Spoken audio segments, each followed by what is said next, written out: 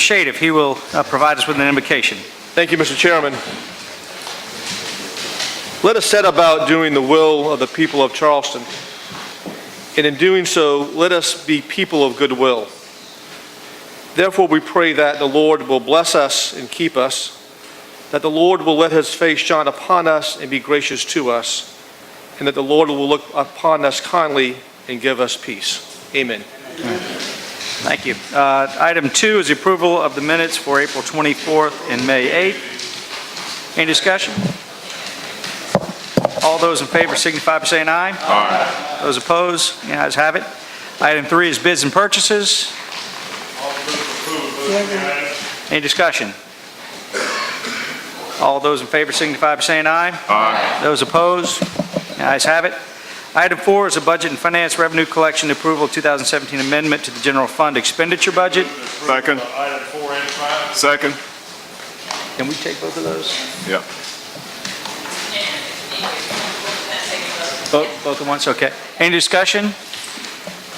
Hearing none, all those in favor signify by saying aye. Aye. Those opposed, and the ayes have it. Item 6 is budget finance collection approval to increase insurance coverage and additional tort Second. coverage.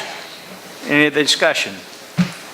All those in favor signify by saying aye. Aye. Those opposed, the ayes have it. Item 7 is office Chairman. cultural repairs. Apply We can for a take 7 and $10,000 8 grant. together.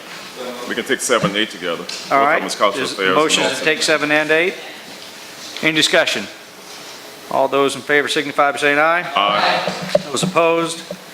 The ayes have it. Item 9 is parks and capital projects, accepting 2018 Parks and Recreation Development Grant funding for construction of a new playground at Mall approval. Playground at Hampton Square. Any discussion? All those in favor signify by saying aye. Aye. Those opposed? The ayes have it. Item 10, Parks and Capital Projects approval, Ashley River Walk. Any discussion? All those in favor signify by saying aye. Those opposed? And the ayes have it. Item 11, Capital Projects approval for the City Market Shed repointing construction contract with Midwest Maintenance. Is there a second? All those, any discussion? All those in favor signify by saying aye. Aye. Those opposed? The ayes have it. Item 12, Housing and Approval. Community Development. Any discussion? All those in favor signify by saying aye. Aye. Those opposed? And the ayes have it. Item 13 is Legal Department approval change order for construction contract with NBN Construction. Is there a motion?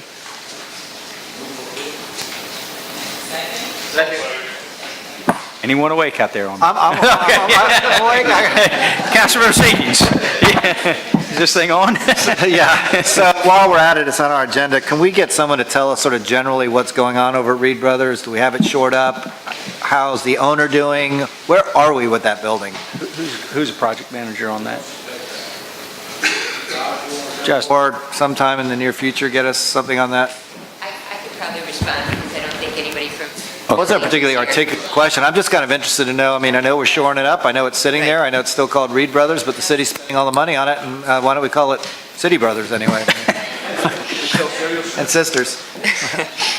We did emergency shoring up of the property a number of months ago because it was a threat to the public health and safety. NBM came in and the cost is greater than what we originally expected it to be because there were some difficulties with getting NBM into the building with the Reeds. And so we finally got access to the interior of the building, which was necessary to do some additional shoring up.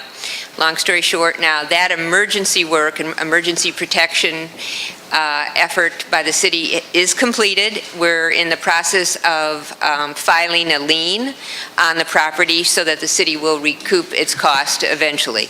I am not certain, and I don't know if there's anybody else here who can speak to exactly what Mr. Reed is planning. I know there's a sign on the building that says the property is available, and there are some plans potentially to demolish one or two of the buildings. And I see Josh has probably got some additional information. Say a few words. The construction was complete in terms of the shoring up, as Susan mentioned, and we also were doing monitoring as part of the process. So when the construction at Spring and King on the northwest corner was going on with all the pilings, that was the major concern. And Craig Bennett was the structural engineer that was on the team, and he came back after all of that construction was complete, and there was no damage as a result to the fact that the building had been shored up, and they did monitoring throughout the whole process. And the delay of the entry caused the cost of the scaffolding rental to go way beyond what had been projected from the beginning because of, again, the inability to gain access to the building with Mr. and Mrs. Reed. Just one quick follow-up. Have we done a title search to see if we put a lien on there where we stand vis-à-vis other lien holders? We've done a title search, and there were one or two very minor liens on the property, so we should be in good shape. Okay, thank you. Thank you. Any further discussion? All those in favor signify by saying aye. Aye. Those opposed? And the ayes have it. Item 14 is Committee on Real Estate, Chairman Moody. Thank you, Mr. Chairman. We apologize for the length of our meeting, but we had a lot of stuff to cover, so I'm just going to try to go through this and update council on where we are. The first item A was that authorizing that lease for We Are Family with that group to provide this facility at 529 Meeting Street. That was approved by a vote of 5-0, all in favor of that. Item B is the request to, on this bargain sale, or purchase rather, of this property on, out on Clement Ferry Road for a fire station in that area. This, after a lot of discussion, this was actually deferred. We deferred this, item. We wanted to, we had a requirement for 2.5 years to close and have this station done, and we thought that was a little bit too quick, and we wanted to talk with the seller about that. We wanted further negotiations on the price, and there was a good bit of discussion as to what the order of the building would be. We're going to have a need for several stations out in that area, and we've only got money for one right now, which is needed for that particular station. So we've got a little bit more work to do on item B. On item C, that item extending that date was approved unanimously. Item D, the three-part deal there between the Citadel, the City of Charleston, and the Port Authority, all of those agreements were approved. Item E, let's see, we just adjusted the insurance requirements on the Park Conservancy, and that item was approved also. On item F, this is the purchase of that Archer School site.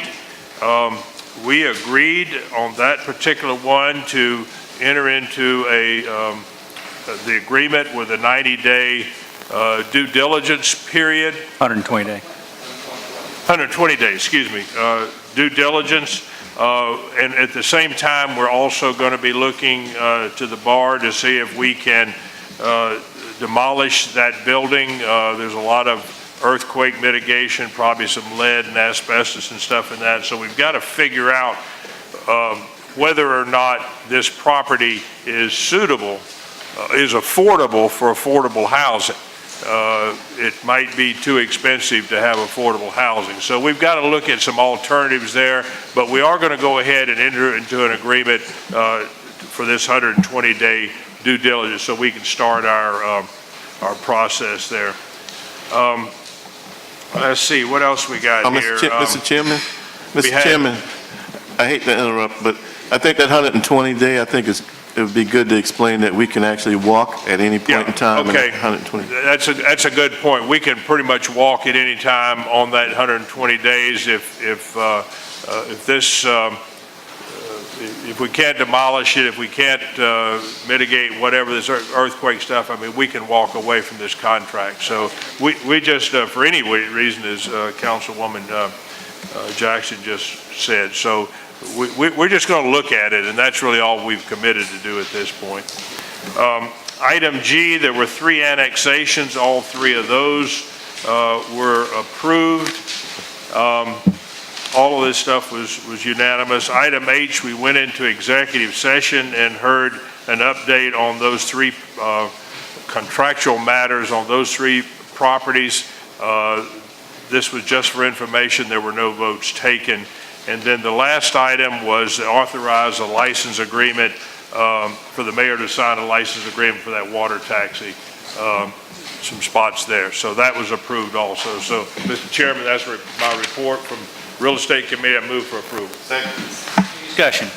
Councilor Ziegler. Thank you, Mr. Chairman. I've got 2 questions. One is item F. As we go through the 120-day due diligence period and we try to figure out what the cost is, not just of acquisition, but of either demolition or repair and all that, are we going to at some point have sort of a guideline of, sort of cost of capital investment into affordable housing so we know when we're reaching a point of no return or negative return on affordable housing, so we don't put ourselves in a place where we are building things that aren't affordable? I mean, I worry about that. This is a perfect project, I think, to really start talking, Mr. Mayor, about what our sort of capital investment guidelines are going to be for affordable housing going forward. So during that 120-day period, I think that's something that should be considered. Yeah, I mean, total overall, I mean, we're, in my opinion, what we're doing is looking for all these properties. I mean, we haven't really scratched the surface yet, so we're kind of gathering in as much as we can. This particular piece of property, as Councilmember Waring pointed out,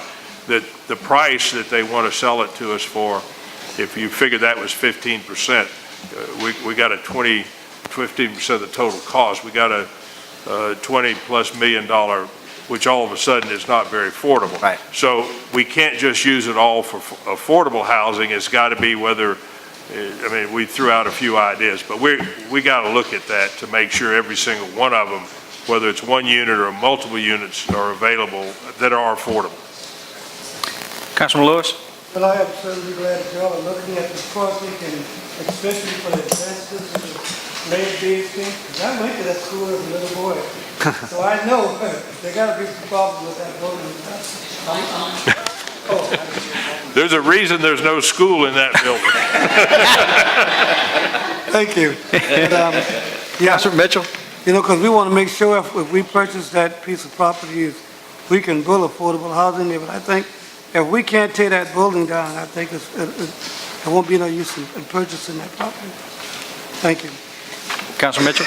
And that's what I was going to allude to, because the property is in the district I represent, and I'm over there, and I watch it all the time, but that property needs a lot of work, and it's going to take a lot of money to even, if you purchase that property, to even try to clean that building up, if that building will stay and it can't be torn down. And I believe if you do that, you're not going to put any affordable housing in there if you can't get those, get that price down. The school board is asking for all this money, and I think we work with them a lot on different issues, and they can bring the price down, real down if they want to, because it was sitting there, that building was sitting there for umpteen years, but they're asking for this money, all this money for that building, and they know how that building is. And I got a problem with it. I was not going to support this, and I tell up front, I was not going to support it at all, because I know that it's not going to be affordable housing in there if we're going to pay that price for it, if we have to go and renovate it and clean it out with asbestos in that building and the things. It'll be too much money for us to be able to afford so far as the city is concerned. Now, if you're just looking at it to see, like I'm saying, looking at it to see what it's going to cost and come back to me, I probably do it that way. But if you're going to go and say we're going to put in a bid for it to purchase it, I'll vote against it right now. I wouldn't even look at it. I'm telling you, I'm not going to look at it. We need to look at that. Yes, thank you, Mr. White, Chairman. Mr. Mitchell, I totally agree with you. I think that in the experience of, it'd be different if we were going out into the rural land and taking our pick of properties that are unoccupied and much more fungible. I do think that knowing where this one is and knowing the pent-up demand for having the potential of affordable and workforce housing in the heart of our working districts, that this is worth pursuing for the 120 days and we'll get our money back if we walk during that time. I think in this circumstance, as in many others, it's sort of knowledge is power. What we know will really help us if we continue to not know, then, then that'll always be a mystery. So I support this at the Real Estate Committee, and I do think we have a lot of decisions to make before we would come to a purchase vote. So, Mr. Chairman, but that's what I'm saying. I have to answer to my constituents there. And that's the area that I represent, and I'm going to have to answer to them. When we are using taxpayers' money, and we are spending this money, and we're going to spend all this money to purchase that, if this happened, and we have to go and renovate and find more money to do it, then we come back here again and we talk about, oh, we might have to raise taxes, oh, we have to do it. No, we're not going to do that. You see, and I'm a big proponent of affordable housing. That's what I did all my life, and I'm a big proponent of it, but not when I see it's going to happen like this, because it will not be affordable if we have to spend that kind of money purchasing it and cleaning it out with asbestos and things like that. There's a lot of asbestos, and everything else is in that building. I don't know if you all have ever been in that building. Oh, termites have killed it, but there's a lot of things in there. So if you go by there, I have gone in there and looked and peeped in the windows and opened the doors.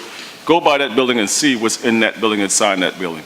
And you will know exactly what I'm talking about. And, and this is what I'm saying. So if you're just going to do what you call assessment, if you may, before we do anything, then I'll vote for that part of it. Just do assessment. Then we bring it back here before we do anything else.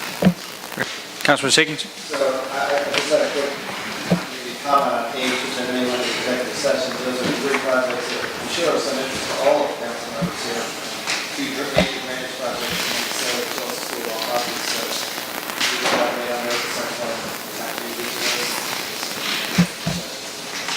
those. Is Francis here? I wouldn't tell you that now. I mean, those are the three. Yeah, I was going to say, because it was an executive session, it was contractual matter, I think we're probably asked to have that conversation with you I wouldn't directly. feel one-on-one. comfortable if Francis is here and she wants to make a comment. And I'm not asking for that.